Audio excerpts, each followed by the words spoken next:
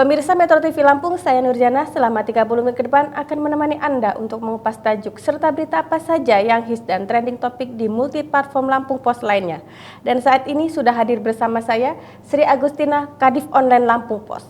Namun sebelum kita lanjutkan bedah tajuk kita kali ini, mari kita saksikan video editorial berikut ini.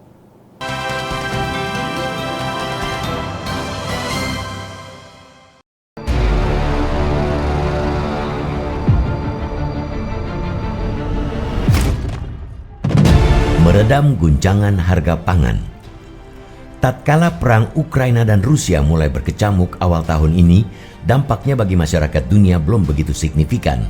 Perlahan namun pasti, dampak perang terhadap peningkatan harga pangan dan energi akhirnya terjadi juga. Kondisi perekonomian dunia saat ini makin tidak baik-baik saja. Lonjakan harga pangan akibat gangguan pasokan mulai berdampak signifikan. Karena levelnya global, transmisinya pun menjangkau seluruh dunia, tidak terkecuali ke Indonesia.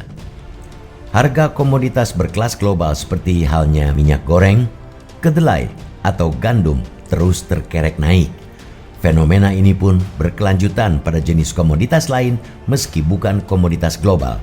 Telur, sayur mayur, bawang merah, hingga cabai harganya ikut pula melambung tinggi. Di tanah air, persoalan harga pangan kian pelik kala pemerintah awal September lalu memutuskan menaikkan harga BBM. Situasi ekonomi global dan nasional ini tentu memberi dampak serius terutama bagi masyarakat secara langsung. Daya beli mereka belumlah pulih benar akibat pandemi. Kini mereka mendapat gedoran lagi dengan melonjaknya harga komoditas jelang akhir tahun. Ibarat pertandingan tinju, masyarakat ekonomi lemah baru saja mulai berdiri tegak setelah tumbang dihantam pukulan uppercut COVID-19. Memasuki akhir tahun, mereka kembali dihujani pukulan pulen, telak, hingga sempoyongan. Berdasarkan pantauan lapangan di sejumlah pasar di Bandar Lampung di penghujung November ini, misalnya, harga beras, telur, dan beberapa komoditas lain mulai naik. Pemerintah pusat dan daerah mestinya lebih serius mengantisipasi guncangan harga pangan di penghujung tahun ini. Terlebih, jauh-jauh hari pada pertengahan tahun ini, Menteri Keuangan Sri Mulyani seyogianya sudah mewanti-wanti potensi harga pangan dunia berpotensi melambung tinggi hingga kisaran 20%. Mestinya, jika sudah di-warning, idealnya saat ini kita sudah lebih siap. Kesiapan itu sejatinya tergambar jelas melalui berbagai program bantuan sosial yang terus digulirkan pemerintah pusat. Beberapa di antaranya yakni bantuan pangan non-tunai atau BPNT, bantuan langsung tunai bahan bakar minyak atau BLT BBM, dan program Keluarga Harapan atau PKH. Di tingkat daerah, pemerintah mendorong pengalokasian 2% dana transfer umum atau DTU pemerintah daerah untuk penanggulangan inflasi. Di Bumi Rua Jurai, Badan Pengawasan Keuangan dan Pembangunan Perwakilan Lampung melansir total DTU untuk pengendalian inflasi 16 Pemda mencapai 80,9 miliar rupiah. Anggaran super besar ini berdasarkan aturannya dapat diperuntukkan untuk menggulirkan berbagai program bantalan sosial, pemberian subsidi, transportasi, penciptaan lapangan pekerjaan, dan bantuan modal UMKM. Persoalannya, masih menurut BPKP, hingga saat ini baru 7 daerah di provinsi ini yang mulai merealisasikan anggaran ekstra besar itu.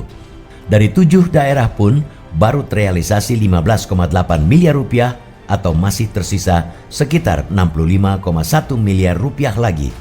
Hal ini merupakan fakta tidak terbantahkan bahwa Pemda tidak siap atau bahkan terlalu lambat menggunakan anggaran untuk kepentingan rakyat. Meski demikian, tidak ada kata terlambat untuk membela kepentingan rakyat. Kita berharap seluruh Pemda di Lampung, meskipun agak mustahil, dapat merealisasikan bansos DTU di sisa waktu tahun anggaran ini yang semakin sempit. Dengan segera menyalurkannya kepada mereka yang berhak dan terdampak, tentu dapat membantu mereka menghadapi kenaikan harga-harga di penghujung tahun.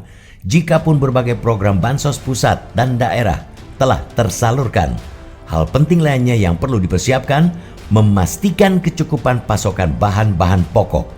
Kemampuan daya beli masyarakat itu akan percuma manakala permintaan terus naik, tidak bisa diimbangi dari sisi supply. Jika hal ini yang terjadi, dapat dipastikan harga pangan akan makin menggila lagi.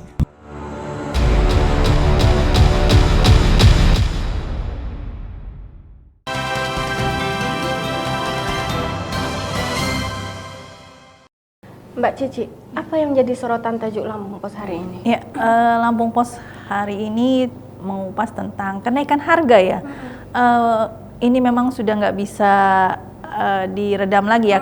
Harga sudah melambung. Betul. Beberapa kebutuhan pokok terutama ya, seperti beras itu mengalami kenaikan yang cukup signifikan dan ini berlangsung cukup lama. Jadi ini memang perlu kewaspadaan semua ya, bukan pemerintah juga harus mulai memikirkan karena bahan pokok ini adalah kebutuhan masyarakat yang harus dijaga stabilitasnya, terutama menyangkut daya beli masyarakat. Ancamannya kalau daya beli masyarakat menurun, maka inflasi akan tinggi.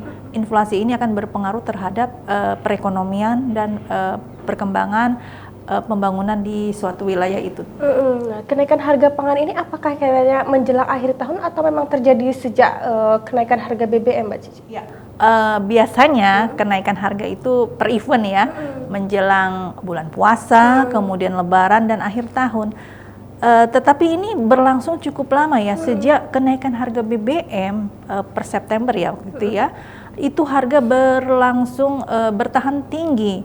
Bahkan terakhir ini malah kenaikannya sangat tinggi yang dipicu oleh panen ya.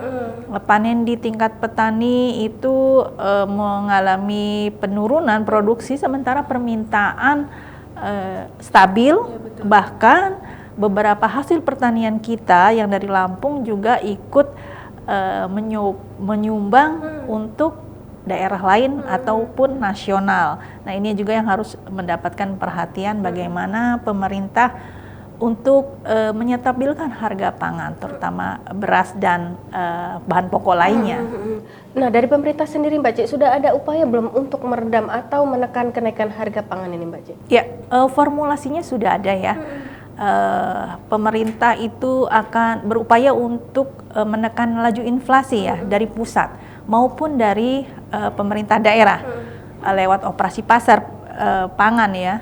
Kemudian juga bantuan-bantuan lainnya. Pemerintah pusat sudah menggelontorkan 2% dana transfer umum yaitu untuk menekan laju inflasi. Untuk Provinsi Lampung ya, ada 15 kabupaten kota dan provinsi. Dana transfer umum itu mencapai 80 miliar. Nah, harapannya dana ini digelontorkan atau disesuaikan kira-kira apa upaya untuk menekan inflasi. Apakah itu operasi pasar atau itu dilakukan untuk peningkatan UMKM. Betul, baik. Mbak Cici, kita jeda sejenak. Pemirsa Metro TV Lampung, jangan kemana-mana, kami akan kembali sesaat lagi. Tetaplah bersama kami.